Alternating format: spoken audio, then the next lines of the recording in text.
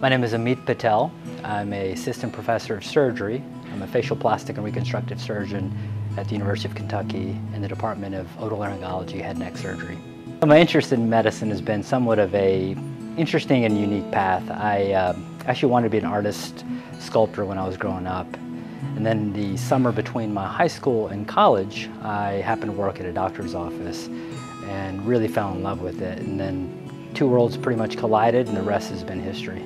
Unique experiences that have shaped my career. Yeah, there's actually been a couple, and one in particular was I had to become a patient myself.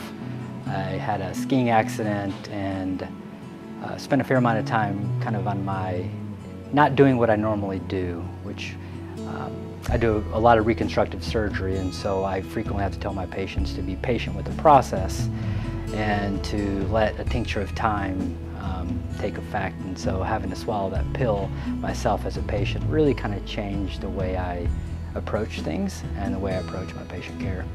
I treat both reconstructive and cosmetic surgery of the head and neck.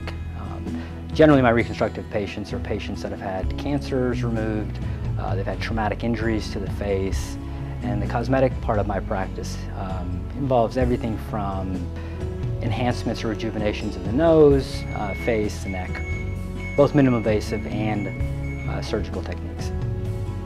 Probably the most rewarding thing is the trust that kind of develops between me and my patients.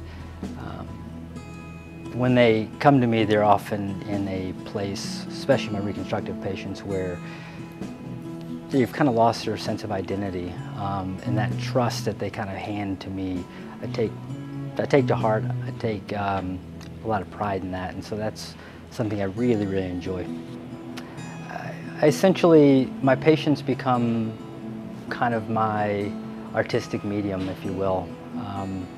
They generally have deformities of the face, often the nose, and I had a love of art, I had a love of sculpture, and so as I approach my patients, I kind of approach it from the same standpoint. How can I best and most creatively solve the problem at hand, which is how can I put them back together and get them into the real world and have them not feel insecure, have them not feel like they're different.